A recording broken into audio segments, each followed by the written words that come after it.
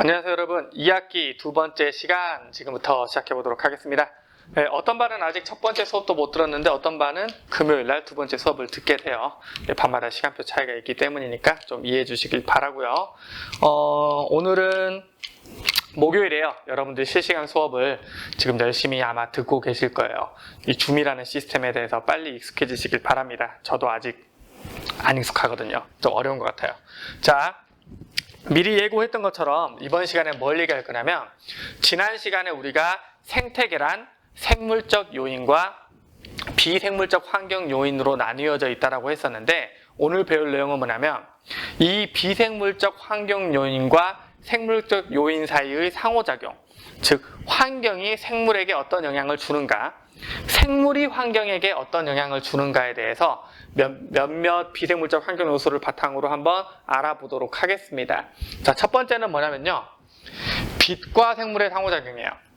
그러니까 빛이 생물에게 어떤 영향을 주는가, 생물이 빛에게 어떤 영향을 줄 수 있는가를 얘기해 보도록 할게요. 주로 다룰 내용은요, 환경이 생물에게 미치는 영향입니다. 첫 번째 보도록 할게요. 식물의 줄기가 빛을 향해 굽어 자란다. 여러분 이런 경험 해보신 적 있을 거예요. 여기 창가에서, 그러니까 창이라고 합시다. 창이 있어. 그럼 여기서 햇빛이 이렇게 들어오잖아요. 창가에서 식물을 키운다라고 했을 때, 식물을 이렇게 화분에 키우게 되면 이 식물이 빛을 향해서 이렇게 굽어져서 자란다는 사실을 알고 있을 거예요. 이쪽에서 빛이 들어오고 있다 만약에, 그러면 식물이 어떻게 자라요? 빛을 향해 이렇게 굽어져서 자라게 됩니다. 이처럼 빛을 향해 굽어 자라는 현상을 뭐라고 부르냐면 굴절되는 거예요. 굴절. 식물이 어느 쪽으로? 빛을 향해서. 그래서 식물의 굴광성이라는 표현을 씁니다. 자, 이 굴광성은 어떻게 나타나는 거냐면요, 식물이 이렇게 있다고 했을 때, 이렇게 식물이라고 합시다. 했을 때, 지금 여러분이 보셨을 때 오른쪽에서 햇빛이 오고 있다고 해봅시다. 이쪽에서 햇빛이 이렇게 오고 있다고 해볼게요. 그럼 이 식물은 빛을 필요로 하기 때문에 빛이 있는 쪽으로 가고 싶어요. 그런데 식물이 다리가 있어서 빛을 향해 걸어갈 수가 없기 때문에 할 수 있는 방법은 뭐밖에 없냐면 빛을 향해 자라나는 방법밖에 없습니다. 그럼 어떻게 해서 빛을 향해 자라나냐면요,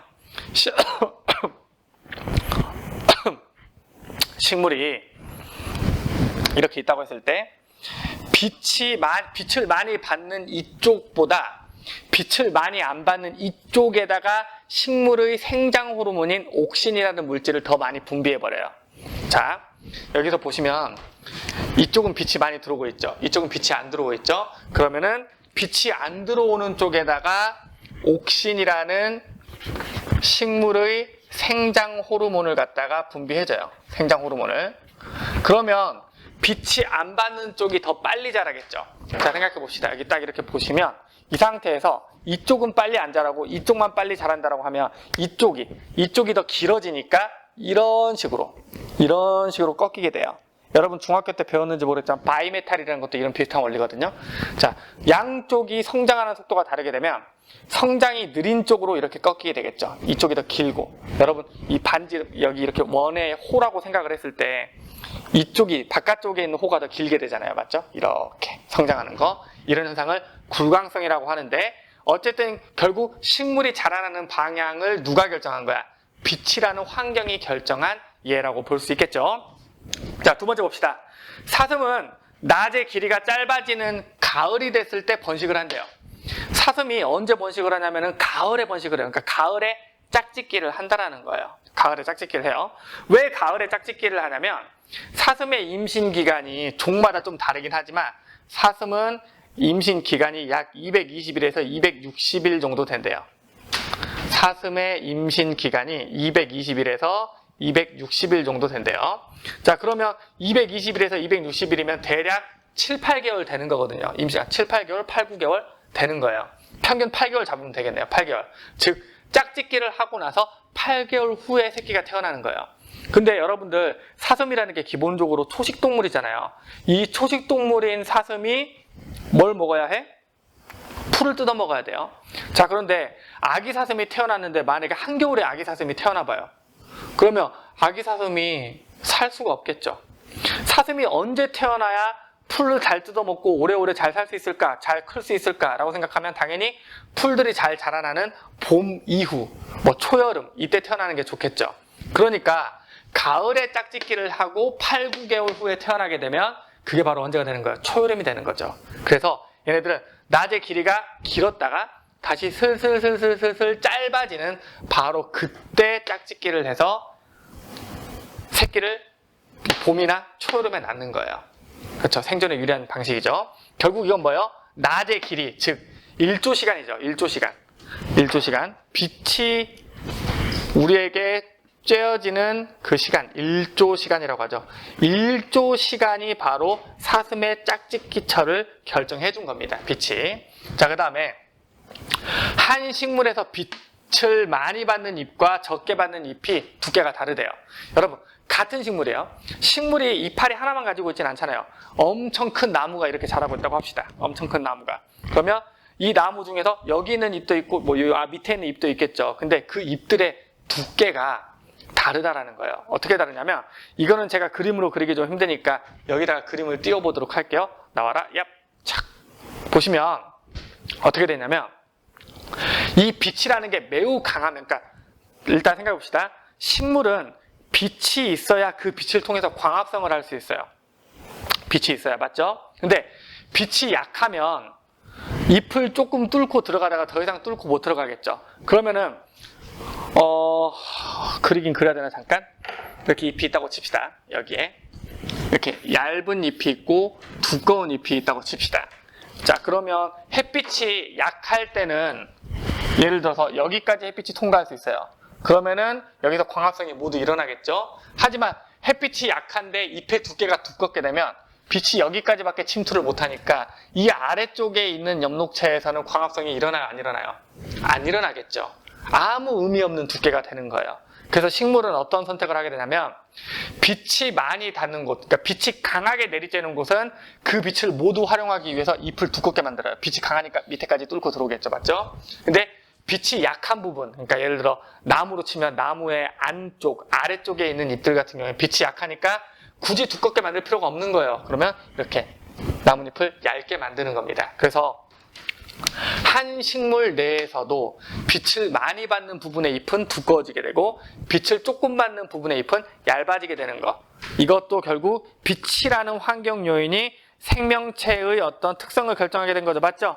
여기서는 뭐가 결정한 거야? 바로 빛의 세기가 결정했죠. 어디가 빛이 세냐에 따라서. 빛이 센 곳은 잎의 두께가 두꺼워질 것이고 빛이 약한 곳은 잎의 두께가 얇아질 것이다 라는 이런 부분 기억해 두시길 바라고요. 자, 그 다음에 수심에 따라 달라지는 해조류의 분포에 대해서 보도록 합시다. 여러분들 해조류라는 건 뭐냐면 한마디로 얘기하면 해조류는 미역, 다시마 이런 애들을 해조류라고 합니다. 미역, 다시마, 김 뭐 이런 것들을 해조류라고 불러요. 자, 그런데 이 해조류가 색깔에 따라서 이런 식으로 나눠요. 어떤 예를 들어 초록색을 띠고 있는 해조류를 뭐라고 부르냐면 녹조류라고 불러요. 녹조류. 갈색을 띠고 있는 해조류를 뭐라고 부르냐면 갈조류라고 부릅니다. 갈조류. 빨간색을 띠고 있는 해조류를 뭐라고 부르냐면 홍조류라고 불러요. 홍조류. 이렇게 부르게 되는데 얘네들의 분포가 수심에 따라 다르다는 거예요. 그러니까 뭐 수심이 얕은 곳에서는 어떤 애들이 살고 수심이 중간쯤 되는 애에서는 어떤 애들이 살고 깊은 수심에서는 어떤 애들만 살고 이런 것들이 정해져 있는데 이거에 대해서 좀 원리를 좀 설명하도록 할게요. 잠깐 끊었다가 갑시다. 일단 기본이 되는 빛의 특성에 대해서 좀 알아봅시다. 여기 그림을 띄워볼게요. 여러분, 빛이라는 건 여러분 잘 아시다시피 한 가지 색깔로의 빛으로 된 게 아니라 빨주노초 파남보 모든 색깔의 빛이 섞여가지고 만들어진 게 빛이에요. 그래서 그 빛을 분광기에 통과시키게 되면 빨주노초 파남보 모든 색깔의 빛이 나뉘어지게 되죠. 그런 거 우리가 스펙트럼이라고 불러요. 맞죠? 스펙트럼이라고 해서 여러분들 빛이라는 거는 이렇게 빨간색부터 이렇게 보라색까지 다양한 색깔의 빛이 섞여 있는 거예요. 섞여 있는 건데 문제는 빨간빛과 파란빛의 특성이 다르다라는 거예요. 여러분 최소한 이건 알고 계시죠? 뭐가 있냐면 여러분 빨간빛과 파란빛 중에서 누가 더 파장이 길고 누가 더 진동수가 크냐 이런 거 1학기 때 얘기한 적 있을 겁니다. 햇빛 속에는 여러 가지 그 빛이 섞여 있는데 예를 들어 빨간빛 같은 경우에는 이런 식으로 조금씩 흔들리면서 오는 빛이에요. 이렇게 조금씩 흔들리면서 오는 빛은 파동과 파동 이 사이, 그러니까 마루와 마루, 골과 골 사이의 거리가 길죠. 이런 경우에 뭐라고 부를까? 파장이 길다라고 부르죠. 파장이 길다야. 파장이 길어요. 빨간색 빛은 파장이 깁니다. 그 대신 흔들리는 횟수가 적죠. 그래서 진동수가 작다라고 표현합니다. 그런데 이 빨간 빛에 비해서 파란빛 같은 경우에는요. 파란빛 같은 경우에는 이런 식으로 오는 빛이거든요. 파란빛, 보랏빛은 이렇게 와요. 자, 그러면은 어때요? 이 마루와 마루, 골과 골 사이의 거리가 짧죠. 즉 파장이 어떻다? 더 짧아요. 그 대신 더 많이 흔들렸죠. 그래서 진동수는 크다라고 표현을 합니다. 이건 이미 여러분들 도플러 효과 할 때 이미 배운 내용일 거예요. 자, 그런데 이 빨간빛, 파란빛 모든 색깔의 빛들, 파장이 다른 빛들이 섞여 있기 때문에 얘네들이 다른 특성을 나타내게 되는데 일단 이거 먼저 볼게요. 하늘은 왜 우리가 하늘색이라는 표현을 쓰잖아요. 맞죠? 하늘은 왜 푸른빛일까라고 생각을 해보면 하늘이 푸른빛인 가장 큰 이유는 뭐냐면 그 빛이 오다가 결국 우리 대기권을 통과하게 되잖아요. 대기권을 통과할 때 그 공기 입자들에 의해서 빛이 산란이 돼요. 흩어집니다. 스캐터링. 이렇게 흩어지게 돼요. 근데 문제는 누가 더 많이 흩어지냐? 빨간 빛은 잘 흩어지지 않고요. 파란 빛이 더 잘 흩어져요. 그러니까 우리가 하늘을 봤을 때 보이는 그 파란 빛은 뭐냐면 바로 태양에서 오는 빛들 중에서 파란 빛이 공기에 맞아서 흩어지고 있는 그 빛을 보고 있는 거예요. 그래서 파란 빛은 산란이 잘 된다는 거 알아두시길 바라고요. 근데 여기서 중요한 건 뭐냐면 이겁니다. 여기서 중요한 건 뭐냐면 여러분들 그게 있죠. 그 빨간색보다 파장이 긴 걸 적외선보다 파장이 길어지면 이제 뭐 전파 이런 것들이 나오죠. 파란색, 보라색보다 파장이 짧아지면 자외선, 그것보다 파장이 더 짧으면 뭐 X선, 감마선이라고 했던 거 기억하실 거예요. 자, 그런데 여러분들 X선이라는 파장이 진짜 짧은 이 X선이라는 녀석의 특징이 있죠. X선 우리가 언제 씁니까? 우리 몸 안에 뭐 뼈를 다치거나 그랬을 때 찍잖아요. 맞죠? 왜 X선으로 찍냐면 X선은 투과력이 좋기 때문에 그래요. 잘 뚫고 들어가요. 파장이 짧을수록 잘 뚫고 들어갑니다. 자, 그럼 생각해 봅시다. 여기 그림을 보시면 그림 띄워볼게요. 짠, 그림을 띄웠어요. 자, 보시면 수심에 따른 해조류의 분포인데 햇빛이 모두 들어왔어요. 들어왔는데 처음에 얕은 곳에서는 빨주노초, 파란보 모든 빛이 다 들어오겠죠. 그런데 깊은 곳으로 가면 갈수록 어떻게 되냐면 아까 말했던 빨간 빛은 투과력이 약해요. 파장이 긴 애는. 그러니까 얘는 얕은 곳까지는 도달하지만 깊은 곳에 도달할 수 없게 되고요. 하지만 이 파란빛, 보랏빛 같은 경우에는 투과력이 강하기 때문에 깊은 곳까지 도달할 수 있게 됩니다. 깊은 곳까지. 그래서 깊은 곳에 사는 해조류 같은 경우에는 파란빛밖에 없기 때문에 파란빛만 이용해야 돼요. 자, 그럼 볼게요. 빛을 이용한다는 건 빛을 흡수한다라는 개념이죠. 맞죠? 여러분, 여기 있는 이 노트가 빨간색으로 보입니다. 왜 빨갛게 보이죠? 빨간색을 반사했으니까 빨갛게 보인 거죠. 자, 빨간에는 빨간색을 반사하는 거예요. 그럼 뭘 흡수할까? 그 반대되는 색깔을 흡수하겠죠. 그러니까 얘는 빨간 빛은 반사하지만 파란빛 같은 거는 잘 흡수한단 말이에요. 자, 상상해 봅시다, 여러분. 상상해 볼게요. 깊은 바닷속에는 아까 말했다시피 무슨 빛만 들어와요? 파란빛만 들어와요. 이 파란빛을 흡수해야만 걔가 광합성을 할 수 있어. 그럼 파란빛을 흡수를 잘하려면 해조류가 파란색인 게 유리할까? 빨간색인 게 유리할까? 깊은 바다에 파란빛이 겨우 들어왔는데 해조류가 파란색이면 그 파란빛을 반사해버리겠죠. 빛을 쓸 수가 없네. 파란빛을 흡수하기 위해선 파란빛에 반대되는 색깔인 빨간 색깔이어야만 파란빛을 잘 흡수합니다. 그래서 여기 그림에서 보시는 것처럼 어떻게 되는 거예요? 깊은 바닷속에는 그 파란빛을 잘 이용할 수 있는 빨간 해조류가 잘 살게 되는 거예요. 이걸 우리가 뭐라 불러요? 홍조류라고 부르죠. 그래서 홍조류는 보시면 얕은 바다에서 깊은 바다까지 모두 살아요. 그런데 우리가 흔히 말하는 녹조류라는 녀석은 보통 식물의 색깔과 똑같죠. 얘는 주로 빨간 빛을 이용을 해야 그 광합성이 가능하거든요. 그렇기 때문에 빨간빛이 도달할 수 있는 얕은 수심에서만 사는 게 녹조류죠. 그리고 그 둘의 중간 정도인 애가 갈조류라서 중간 정도에 살고 있고요. 자, 그래서 보시면 깊이에 따라서 도달하는 빛이 달라지니까 그 빛의 종류에 따라서, 그러니까 뭐에 따라서? 그 빛의 파장에 따라서, 빛의 파장이 긴 빨간빛이 도달을 하는지, 빛의 파장이 짧은 파란빛이 도달하는지, 이 파장에 따라서 해조류가 사는 깊이가 달라지게 되는 거예요. 빛이 생명체에게 영향을 준 사례라고 볼 수 있죠. 자, 마지막으로 숲이 울창해지면 지표에 도달하는 빛이 약해진다. 여러분, 진짜 울창한 숲 속으로 들어갑니다. 그러면 나무들이 막 우거져 있으니까 빛이 우리를 향해 와요, 안 와요? 안 오죠. 그리고 여름에 그런 깊은 산에 가면 빛이 안 오니까 어때요? 시원하게 느껴지잖아요. 맞죠? 자, 그래서 나무, 생명체죠? 생명체가 막 번성하니까 빛을 가려버렸어. 그러니까 결국은 생명체가 이번에는 환경 요인에게 영향을 준 사례라고 볼 수 있겠네요. 이런 것들 기억해 두시기 바랍니다. 참고로 빛과 생물의 관계, 온도와 생물의 관계가 시험에 가장 많이 나오니까 잘 기억해 두시길 바랄게요. 자, 이번에는 온도와 생물에 대해서 보도록 합시다.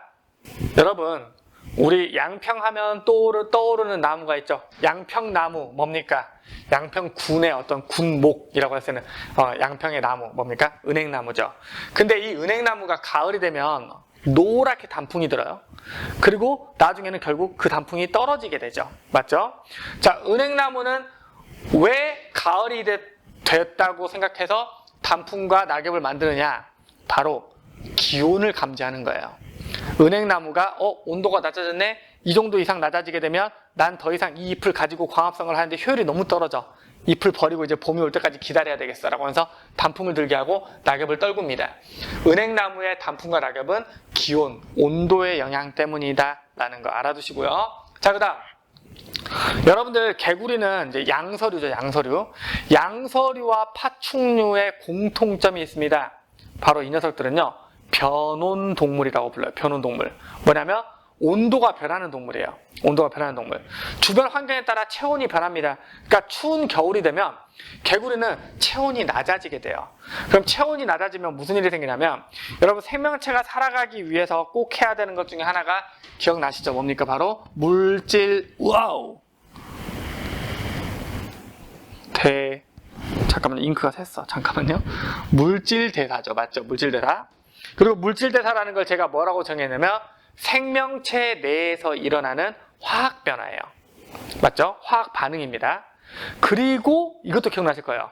화학 반응 속도에 영향을 주는 요인 3가지. 촉매, 농도, 그리고 마지막으로 온도가 있었죠. 온도가 낮아지면 화학 반응이 느려집니다. 맞죠? 여기까지 되시죠? 자, 생명체 내에서 일어나는 화학 반응이 물질 대사예요. 물질 대사를 잘 해야 살아남을 수 있어. 그런데 문제는 개구리 같은 애는 체온 조절이 안 되니까 겨울이 되면 몸의 체온이 낮아져요. 체온이 낮아지니까 화학 반응이 잘 안 일어나. 물질 대사가 잘 안 일어나. 그러니까 도저히 정상적인 생활이 불가능해요. 그래서 온도가 낮아지면 개구리는 어떤 선택을 하게 돼요? 겨울잠을 자면서 봄이 올 때까지 버티는 거죠. 우리가 흔히 말하는 존버. 계속 버티는 거예요. 알겠죠? 온도의 영향이죠. 맞죠? 자, 그 다음 여러분, 북극여우와 사막여우라는 게 있습니다. 이 북극여우와 사막여우 역시 영상으로 한번, 영상은 아니고 사진으로 한번 띄워보도록 할게요. 짠! 보이시죠?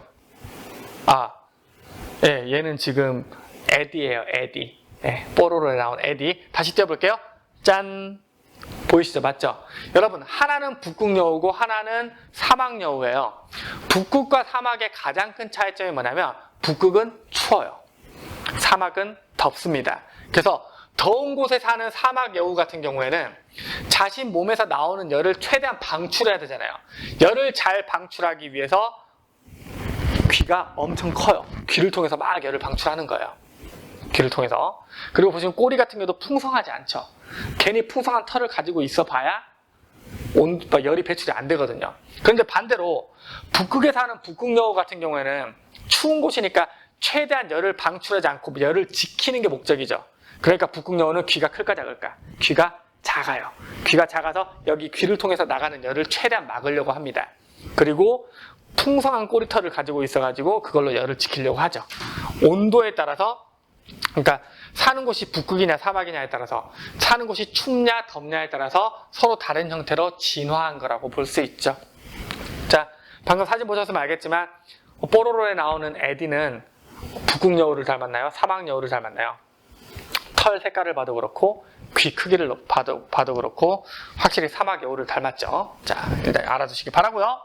자, 그 다음 여러분, 식물은 증산작용이라는 거 합니다. 증산작용. 그건 뭐냐면 식물이 뿌리에서 물을 흡수하잖아요. 막 흡수했죠. 그 흡수한 물을 다시 나뭇잎을 통해서 배출하거든요. 그런데 나뭇잎에서 물을 뚝뚝 흘리면서 배출하는 게 아니에요. 그러니까 뿌리에서 빨아들인 물을 다시 나뭇잎에서 물을 뚝뚝 떨어뜨린다? 그런 거 보신 적 없죠? 근데 그렇게 배출하는 게 아니라 어떻게 배출하냐면 물을 흡수하고 나서 그걸 수증기로 배출을 해요. 나뭇잎에서 수증기로 막 배출을 합니다. 우리는 이런 작용을 뭐라고 부르냐면 증산작용이라고 불러요. 증산작용. 나무가, 식물이 자기 몸에 있는 물을 갖다가 수증기의 형태로 다시 방출하는 걸 얘기합니다. 근데 여러분, 이거 아실 거예요. 중학교 때 배운 내용 있죠? 물이 있어요. 이 물을 수증기로 만들기 위해선 여기로 뭐가 들어가야 돼요? 열 에너지가 흡수돼야 되죠. 열을 가해줘야 물이 수증기로 바뀌는 거잖아요. 맞죠? 자, 그런데 식물 내에서 증산작용이 일어난다? 즉 식물 내에 있던 물을 수증기로 바꾸려고 한다? 그러면 결국 당연히 열을 흡수해야 되겠죠. 식물이 계속 증산작용을 한다는 것은 주변의 열을 계속 흡수한다는 걸 얘기해요. 주변의 열을 흡수하게 되면 당연히 주변의 온도가 어떻게 될까요? 낮아지게 되겠죠. 시원해지게 되겠죠. 그래서 아까 얘기한 것처럼 여름이 되면 산으로 놀러 가면 시원해요. 시원할 수밖에 없죠. 첫 번째, 울창한 숲이 빛을 막아줘요. 두 번째, 식물이 증산작용을 함으로써 어떻게 주변의 열을 흡수해서 시원해지게 됩니다. 자, 이 사례는 뭐예요? 생명체가 환경에 영향을 준 사례라고 볼 수 있겠네요. 물은 생명에게 어떤 영향을 미치는가 한번 계속해서 보도록 하겠습니다. 여러분, 물이에요, 물. 물과 생명체는 뗄래야 뗄 수 없죠, 맞죠? 사람 같은 경우에도 신체의 약 70%가 물로 돼 있으니까요. 자, 그래서 생명체들이 물을 지키기 위해서 무엇인가를 합니다. 물이 되게 소중하니까요. 자, 볼게요. 첫 번째, 여러분들 선인장이라는 게 주로 어디에 살고 있다고 알고 있어요? 여러분 집 화분에도 살고 있긴 하겠지만 우리가 선인장이다라고 하면 선인장은 사막에서 살고 있는 걸 많이 상상을 하고 있죠, 맞죠? 그런데 이 사막이라는 환경 자체가 매우 건조한 환경입니다. 건조한 환경이에요. 그러니까 비가 잘 안 오기 때문에 물을 최대한 지켜줘야 된단 말이에요. 그런데 아까 제가 얘기했었죠. 바로 전에 뭐라고 얘기했었냐면 식물은 물을 빨아들인 다음에 잎으로 다시 수증기로 내뱉어요. 이걸 증산작용이라고 한단 말이에요. 근데 물이 부족한 사막에서 이 증산작용을 많이 하게 되면 결국 물을 계속 버리는 낭비가 되는 거잖아요. 그래서 증산작용을 막기 위해서 식물은 어떻게 하냐면 넓은 잎을 포기합니다. 그리고 넓은 잎을 포기하고 뭘로 바꿔버려요? 종이 쳐도 수업은 계속합니다. 다시 찍을 시간이 없어요. 자, 넓은 잎을 날카로운 가시로 바꿔버리죠. 그래서 증산작용이 일어나지 않게 만드는 겁니다. 뭘 하기 위해서? 자기에게 있는 물을 지키기 위해서 이런 선택을 한 거예요. 물이 없는 환경에 적응한 사례죠, 생물이. 자, 그 다음 곤충 몸의 키틴질, 파충류의 알껍질이라고 했는데 여러분, 곤충 몸의 키틴질이라는 건 뭐냐면 우리가 곤충을 잡을 때 상상을 해볼까요? 바퀴벌레 잡을 때 상상해볼까요? 바퀴벌레를 제가 잡습니다. 딱 발로 밟으면 슬라임 같은 게 아니라 뭔가 밟는 순간 약간 M&M 같은 느낌이 있죠. M&M 밟는 느낌. 어느 일정 수준 이상 압력을 주게 되면 우직, 뽀지직, 뿌드득 무엇인가 깨지는 소리가 납니다. 곤충을 잡을 때 맞죠? 곤충 같은 경우에는요, 외골격이라고 해서 안에 뼈가 있는 게 아니라 겉에 단단한 껍질로 둘러싸여 있죠. 이걸 구성하고 있는 성분이 바로 이 키틴질이라는 건데 그 키틴질이 말 그대로 단단한 막을 형성하고 있기 때문에 곤충 내부에 있는 물이 바깥으로 빠지는 걸 막아준다고 합니다. 자, 그 다음 파충류의 알껍질이 나는데 여러분, 최초의 생명체는 바다에서 태어났고요. 그리고 거의 모든 생명체가 처음에는 바다에만 살고 있었어요. 그러다가 식물들이 육지로 올라가게 되었고 그로부터 한참 후에 동물들도 육지로 조금씩 진출하게 됩니다. 수십억 년 전에는요, 생물체 자체가 아예 육지에 있지도 않았거든요. 그런데 나중에 육지로 진출하게 되는데 바닷속에서 헤엄치던 물고기가 육지로 처음 진출한 형태가 뭐냐면 바로 양서류예요. 아까 얘기한 개구리 같은 거죠. 개구리. 근데 양서류는 치명적인 문제가 있습니다. 뭐가 있냐면요. 여러분 개구리 알 본 적 있죠? 도룡뇽 알 보신 적 있을 거예요. 어떤 거냐면 약간 몰캉몰캉한 젤리처럼 돼 있고 언제나 물속에다 알을 낳습니다. 만약에 개구리 알을 육지에 그냥 올려놓잖아요. 말라서 죽어요. 그러면 개구리는 육지에서 분명히 뛰어다닐 수 있긴 하지만 알을 물에다만 낳아야 되는 상황인 거예요. 수분 때문에. 그래서 육지 생활에 100% 적응한 케이스가 아니거든요. 그런데 이 양서류가 진화해서 뭐가 됩니까? 파충류가 되는데 이 파충류가 육지에 양서류보다 잘 적응한 케이스가 뭐냐면 두 가지예요. 첫 번째는 뭐냐면 껍질이에요. 알 껍질. 몰캉몰캉한 젤리 같은 껍질을 쓰지 않고 이제 단단한 알 껍질을 씁니다. 바로 알의 수분을 지켜주기 위해서 그랬던 거죠. 그 다음 뭐 여긴 써놓지 않았지만 양서류는 표면이 촉촉하잖아요. 촉촉하다는 건 뭐냐면 계속 물기가 나온다는 얘기예요. 그런데 파충류 같은 경우에는요. 표면이 가죽이라든가 혹은 뱀 같은 경우에 비늘로 덮여 있거든요. 그래서 그 가죽과 비늘이 수분 손실을 막아준다고 합니다. 이것도 결국 뭐예요? 물이 부족한 육지라는 환경에 생물이 적응하면서 나타난 변화다라고 보시면 되겠고요. 또 물이 부족한 사막이라는 환경이 나오네요. 이 사막에 살고 있는 캥거루쥐라는 게 있어요. 캥거루쥐. 근데 이 캥거루쥐가 물이 얼마 없기 때문에 최대한 몸에 있는 물을 안 뺏기고 싶어요. 그럼 동물이 물을 뺏기는 케이스는 이런 거잖아요. 땀을 뻘뻘 흘린다라든가 혹은 소변을 본다라든가 이런 것들이 물을 뺏기는 케이스인데 일단 첫 번째 땀샘이 없어요. 땀을 분비하지 않습니다. 그리고 소변 역시 최대한 모아서 최대한 진하게 농축해서 싸요. 그래야지 노폐물을 배출할 수 있으니까 안 쌀 수는 없잖아. 근데 노폐물을 배출할 때 물을 최대한 아끼기 위해서 최대한 농축해서 싸는 거. 바로 물을 아끼기 위한 캥거루쥐의 생존 방법이죠. 자, 이번에는 반대 방향. 생물이 물에게 어떤 영향을 주는가 볼게요. 여러분들 수생식물이라는 게 있어요. 수생생물. 뭐냐면 수생식물들은 주로 어떤 거냐면 불애옥잠. 물 위에 떠서 자라는 불애옥잠이라는 녀석이 있고 그리고 우리가 이제 각종 탕 요리를 먹을 때 쓰는 미나리. 미나리도 이제 물속에서 자라는 논미나리 이런 것들이 있거든요. 얘네들의 특징이 있습니다. 얘네들의 특징은 뭐냐면요. 물속에 있는 중금속, 무기물 이런 것들을 막 지가 흡수해가지고 물을 깨끗하게 만드는 정화작용을 합니다. 그럼 이건 어때요? 더러웠던 물이 생물에 의해서 깨끗한 물로 바뀐 거죠. 즉 생물이 누구에게 영향을 준 거야? 물이라는 환경에게 영향을 준 사례입니다. 이거 기억해 두시기 바랄게요. 자, 이제 2개밖에 안 남았습니다. 얼마 안 남았어요. 공기와 생물의 상호 관계를 보도록 하죠. 여러분들 연꽃 있죠? 연. 우리 양평 하면 또 연 알잖아요. 많이 알죠? 어디? 두물머리에 가면 막 연잎들이 있죠. 그리고 연꽃이 있어요. 그런데 여러분 그 연이라는 게 물이 있으면 위쪽에 잎이 나와 있긴 하지만 아래쪽으로 줄기랑 뿌리가 있죠. 그러니까 이 연이라는 식물은 특징이 뭐냐면 줄기와 뿌리가 물속에 잠겨있는 식물이에요. 그렇기 때문에 얘네들이 필요한 공기를 얻기 위해서는 어떻게 해야 되냐면은 잎쪽에서 이쪽으로 넣어줘야 된단 말이에요. 그러니까 잎쪽에서 이파리, 이 잎쪽에서 줄기 뿌리 쪽으로 공기를 보내줘야 돼요. 그래서 얘는 물속에 있기 때문에 줄기와 뿌리가 물속에 있기 때문에 공기가 이동할 수 있는 통로가 잘 발달해 있어요. 그래서 연꽃 줄기에는 공기가 흐를 수 있는 어떤 특정한 조직이 발달했다고 합니다. 뭘 상상하시면 되냐면 여러분들 연근 먹어보셨죠? 연근을 싹둑 자른 걸 보면 거기에 구멍이 송송송송 뚫려 있는 거 뭐 참고 그림 뭐 이렇게 딱 보신 적 있죠? 공기의 통로를 가지고 있습니다. 왜냐하면 공기가 부족한 물이라는 환경에 살고 있기 때문에. 자, 그다음 고산지대 사람들의 높은 적혈구 수치. 여러분들 고산지대, 즉 높은 지역을 얘기하는 거예요. 막 해발 3,000m, 4,000m, 5,000m 이런 데 사시는 사람들은요. 올라가면 올라갈수록 공기의 양이 줄어들잖아요. 공기의 양이 부족해. 산소의 양이 부족해요. 그래서 보통 사람들이 거길 가게 되면 고산병이라는 게 걸리게 돼요. 그래가지고 막 머리도 아프고 막 몸에 힘도 없고 이럴 수 있단 말이에요. 이런 현상이 왜 생기냐면 산소가 부족해서 그래요. 그런데 원래 거기서 나와서 거기서 태어난 그쪽 원주민들 같은 경우에는요. 우리 몸에서, 피에서 이 산소를 운반해주는 역할을 하는 게 적혈구잖아요. 산소를 운반해주는 역할을 하는 게 적혈구인데 그 적혈구가 일반적인 사람보다 훨씬 많아요.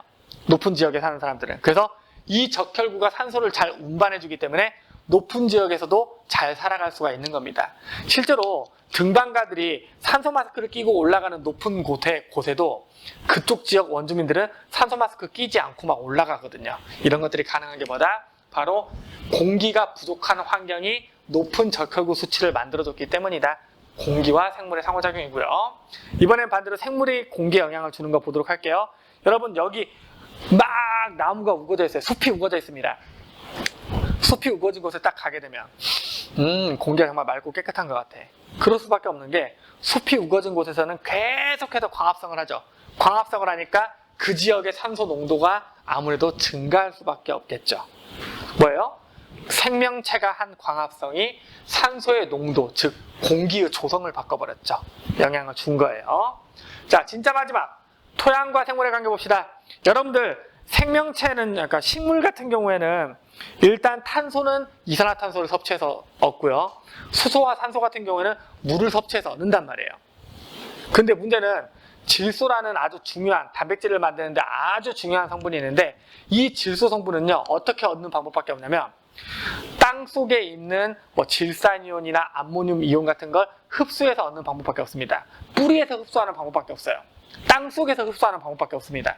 그런데 그 질소 이온이 많은 땅이 있고 그런 질소가 적은 땅이 있어요. 그래서 질소가 적은 땅에 사는 식물은요 질소를 많이 못 얻으니까 살기가 너무 팍팍한 거야.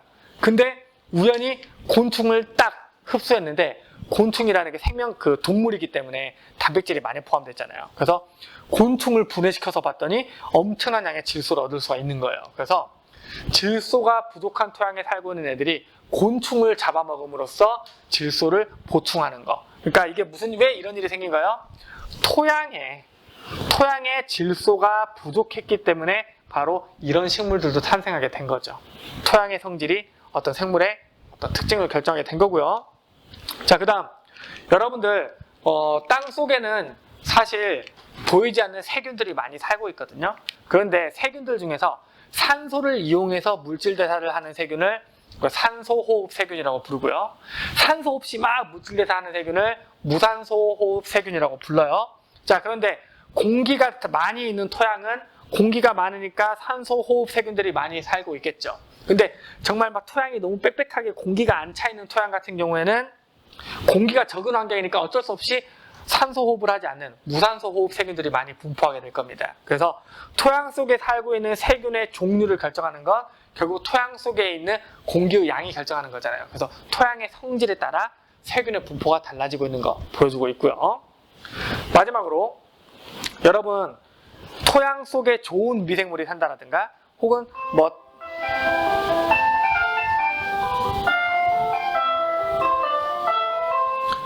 토양 속에 좋은 미생물이 산다라든가 혹은 토양 속에 지렁이가 살게 되면 그 토양이 되게 비옥한 땅으로 바뀝니다. 바로 지렁이의 배설물들이 되게 좋은 성분을 가지고 있기 때문에 그렇거든요. 결국 뭐예요? 생명체에 의해서 토양의 성질이 변하게 된 거죠. 이런 것들까지 기억해 두시면 되겠습니다. 오늘은 여기까지만 할게요. 수업 시간을 30분을 최대한 안 넘기고 싶은데 여러분 실시간을 해야 되기 때문에 안 넘었길 바랍니다. 여러분 다음 시간에 다시 뵙도록 할게요. 급하게 끝냅니다. 줌에서 봐요. 여러분 이따 봐요.